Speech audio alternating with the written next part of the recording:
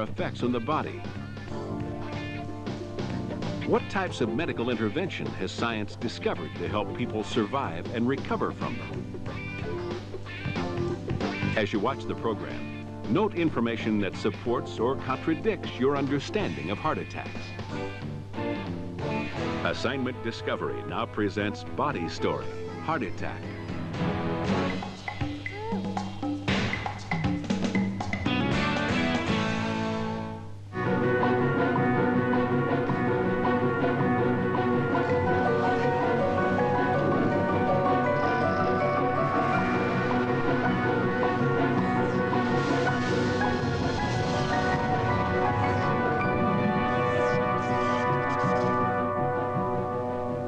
John Palmer's having a bad day. It's going to get much worse. That wall's in the wrong place. We'll have to take it down and start again. Be right down. Okay. You take care up there, Marcos.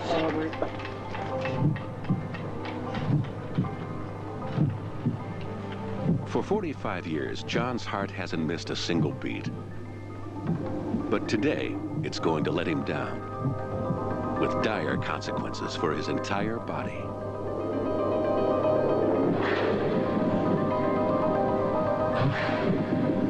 A ball of muscle no bigger than his fist, John's heart pumps enough blood to fill 40 barrels each day.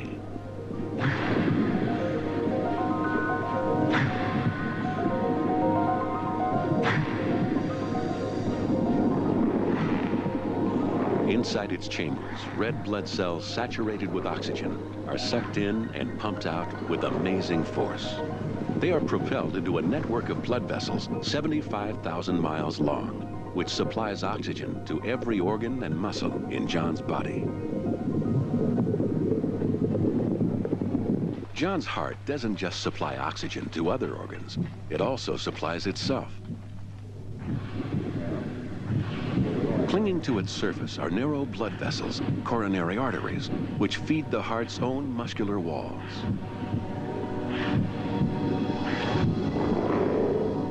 The walls of John's heart consist of 50 million elastic muscle cells, all contracting together. This is the beat of John's heart.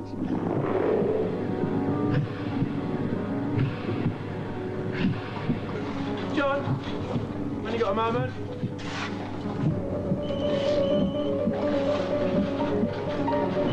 Yes. Unluckily for John, lurking inside one of his vital coronary arteries is a tiny time bomb. A growth no bigger than a grain of sand, it has the potential to alter the course of John's life.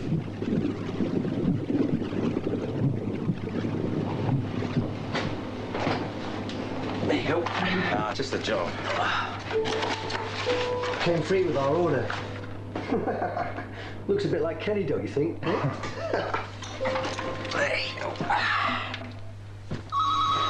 The growth inside John's coronary artery consists mainly of cholesterol. Yeah, I'm listening. Our bodies need cholesterol to function normally. Yeah? But most of what we require is manufactured in our livers. Why?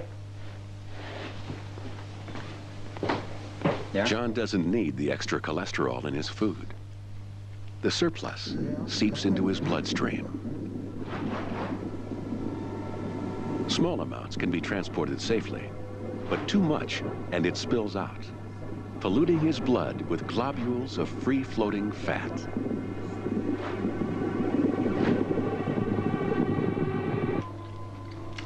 Yeah, go on then. Cholesterol globules sink into tiny cracks in John's artery wall, creating a fat-filled growth, a plaque.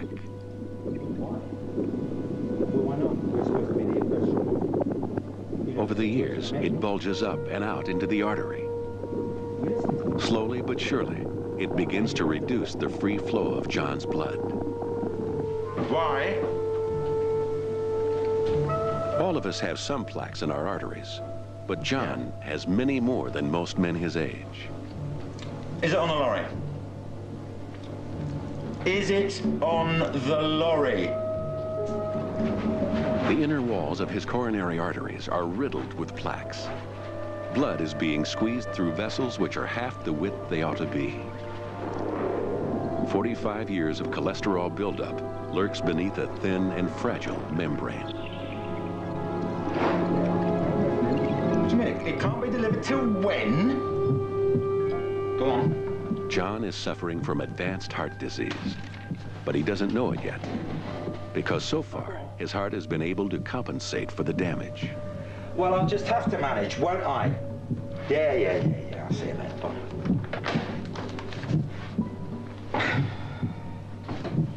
Only a week ago, a patch of his heart muscle became starved of oxygen. The gray muscle cells sent a distress signal to nearby coronary arteries. New blood vessels began to grow, a natural heart bypass, bringing a fresh supply of oxygen to the starving cells.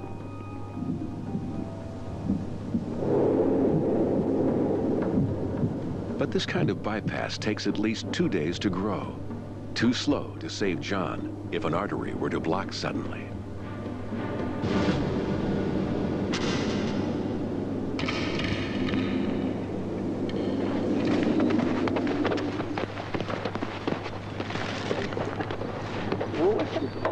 If anything else goes wrong today. Pete, give us a cigarette, will you?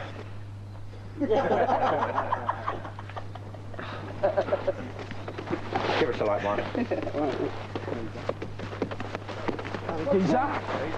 John's heart is designed to respond to the needs of his body moment by moment. While he's sitting still, it needs to beat no more than 70 times a minute. To maintain its precision, it uses electricity. The heart is the only organ with its own power supply. A natural pacemaker very deep in its walls generates electrical pulses which ensure its regular beat. Each pulse surges through the cells which make up the heart's muscular walls, forcing them to beat in unison and keep perfect time. Go, Phil Marcus! Go! Right, let's be having you then. What kind of lunch break's that? What are you getting, mate? We've got another job to get to after this, you know? Another 10 minutes. Hey, get the ball against that wall. The whole lot will probably fall down by itself. Hey, 10 minutes then. To me, come on. There you go. Come on, give it to me, come on. Give it back to me. As John chases after the ball, 70 heartbeats per minute is no longer enough to meet his body's demand for oxygen. It's a long time since he did any exercise, and his leg muscles cry out for extra fuel.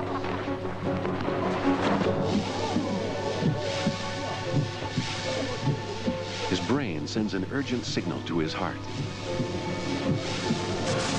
The pacemaker reacts instantly, stepping up the rate at which it fires electrical pulses. 2 minutes into the game, John's heartbeat has almost doubled to 120 beats per minute.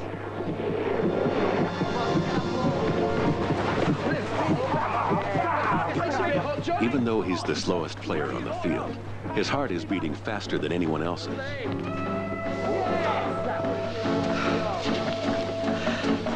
John's oxygen intake also adapts to his needs. He breathes faster and more deeply to supply his hungry muscles.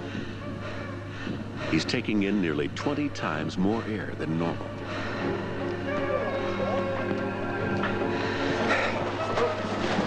Yes. Stand back. Come on, come on up. His heart keeps up its frenetic beat to pump this extra fuel to his legs. Want a joint?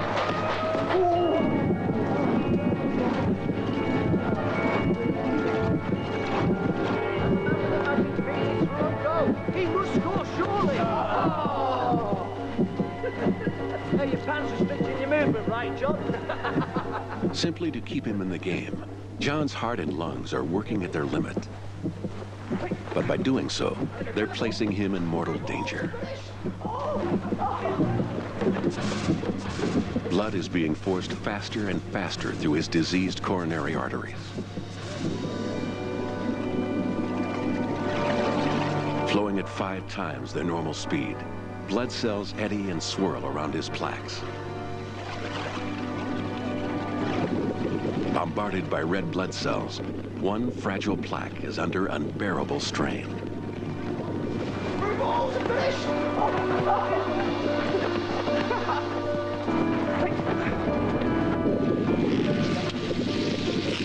Its thin membrane is ripped open.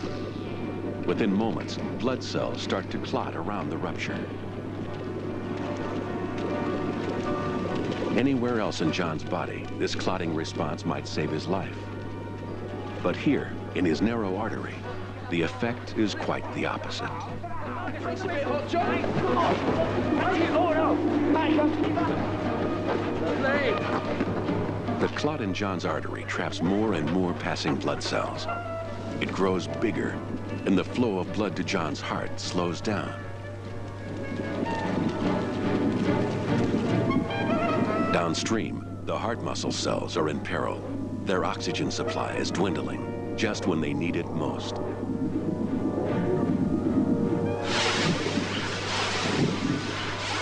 His starving cells send pain signals to his brain. But John has never experienced pain from his heart before. To him, it feels just like indigestion. Do you eat all much too fast, John? Perhaps the old man's better off in gold. He has no idea that this is the start of a heart attack. The growing clot is now blocking 2/3 of his artery. John's indigestion is getting worse.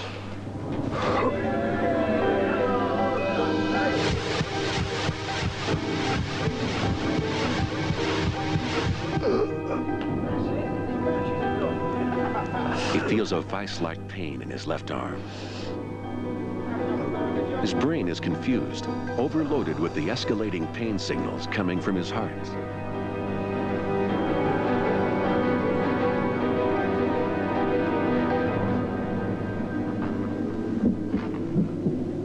For the first time in his life, the regular beat of John's heart is under threat.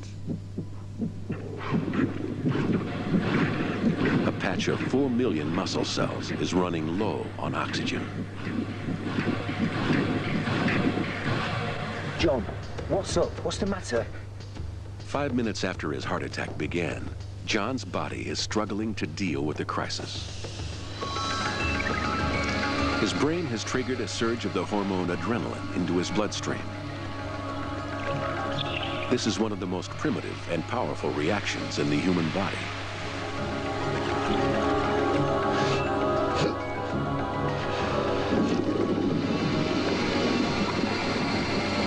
Adrenaline arrives in his heart and soaks into its inner walls. The pacemaker begins to accelerate. John's heart is racing at 140 beats per minute, even faster than when he was running around. But now all its efforts are focused on its own starving muscle.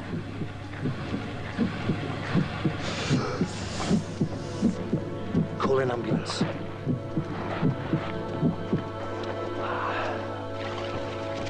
But adrenaline can do nothing about the growing clot, which fills 90% of his artery. The supply of oxygen to his heart cells is down to a trickle. They are forced to shut down the function which absorbs most of their energy. They stop beating,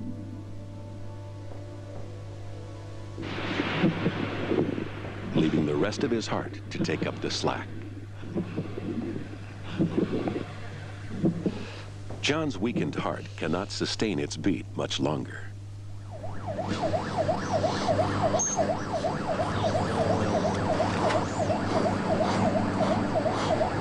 We're just playing a game of football.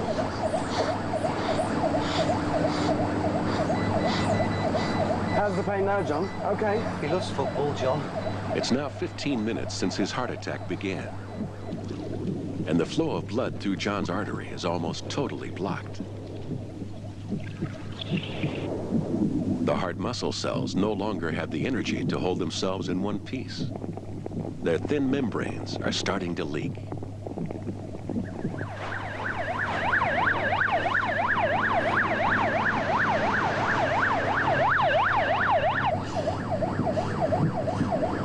okay, John. Just hang on in there. John's injured heart is wearing itself out. Its beat is getting weaker.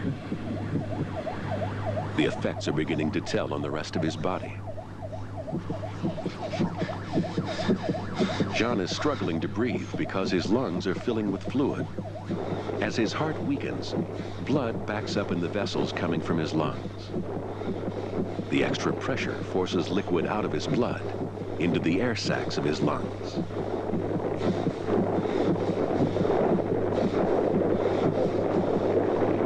If the process doesn't stop, he could drown in his own body fluid.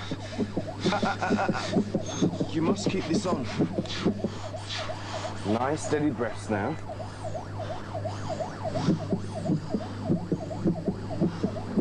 Well done, mate. Bringing in a 45-year-old male, possible MI, ETA 3 minutes, over. Just hold on, John. We're nearly there. They'll sort you out. The lack of oxygen in John's body is beginning to affect his brain. He's dizzy and disoriented.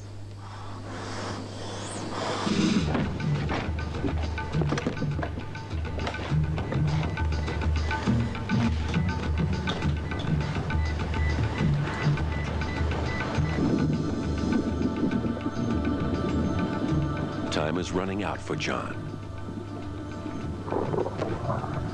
His starved heart muscle cells are beginning to burst and die. Let's get him to resusc as you can, please. Mind your backs. If he's not treated within the next 20 minutes, his heart will be so badly damaged it will never beat normally again. What's the story? John Palmer, 45-year-old. Collapsed with chest pains playing football. No past history, big hypertensive. BP 90/50, tachycardia 120. When did your pain start, John? I don't know. They said about half an hour ago. Don't worry, John. We'll soon have you sorted out. Are you his friend? Yeah. Do you know if he's got a heart problem? Can you give his details to reception? Right, let's do a 12 lead, quick as you can, please.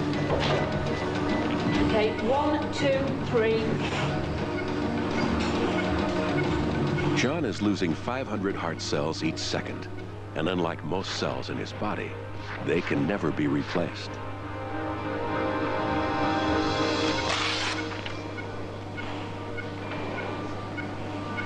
He's had a big anterior MI. We have to thrombolize him. No contraindications, so let's give him some TPA. By measuring the pattern of electricity in John's heart, the ECG locates the dying patch of muscle. Now his only hope is that his blocked artery can be cleared by a clot-busting drug, tissue plasminogen activator, or TPA.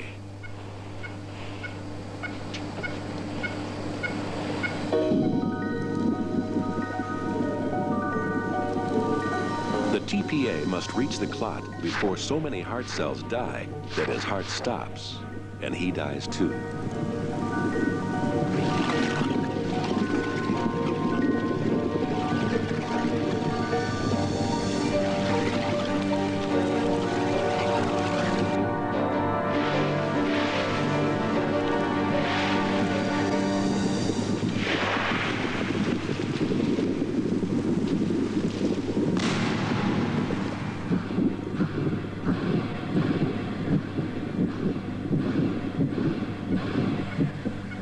John's heart muscle has been reconnected just in time. Susie, hi, customer for you.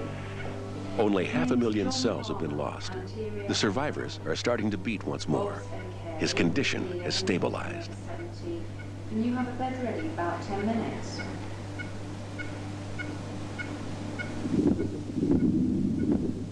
But as oxygen floods back, one surviving cell starts to beat out of step. It's generating its own electrical signal. This single cell with its different beat throws John's heart into chaos.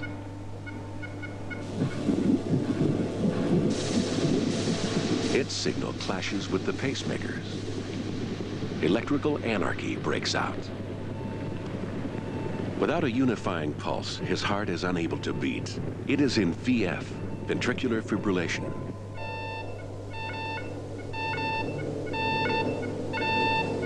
His brain's oxygen supply drops to nothing. Clear for rest. Call the crash team. Unless John's heart is made to beat again in the next 4 minutes, his brain will be permanently damaged. 1, 2, 3, 4, 5. 2. 1, 2, 3, 4, 5. 3. 1, 2, 3, 4, 5. 4. 1, 2, 3, 4, 5. Charging 200 Jews. Stand clear, please.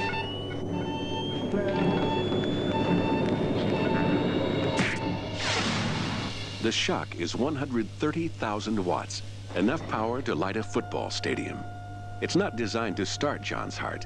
Instead, it stops it dead, to give the pacemaker a chance to take back control. Shift is 2 VF. Charging 200. Stand clear, everyone.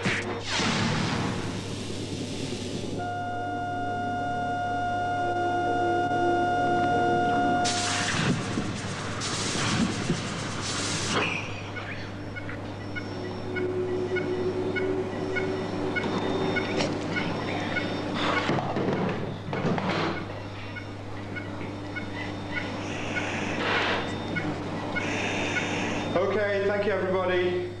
Let's get him up to CCU quickly.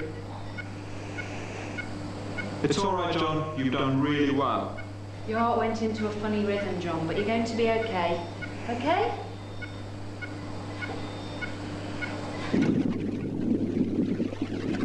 Over the next 5 days, the ruptured membrane of John's plaque will heal. During that time, he'll be given drugs to stop a new clot from forming. But the plaque will always remain in his artery. There's damp coming through that wall, though. Relax, will ya? You're beginning to sound like Kenny. Forget about work. And you better forget about the football, too. Here you go. Oh. On the leg.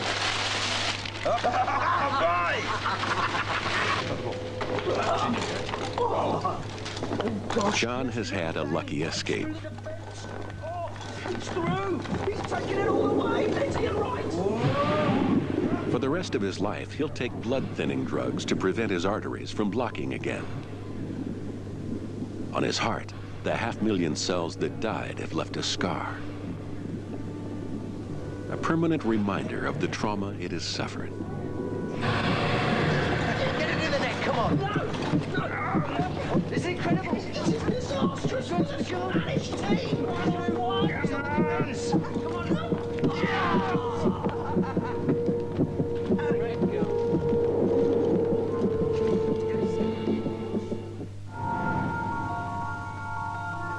Keep watching. Discussion topics and activity and resources for body story, heart attack, are up next on Assignment Discovery.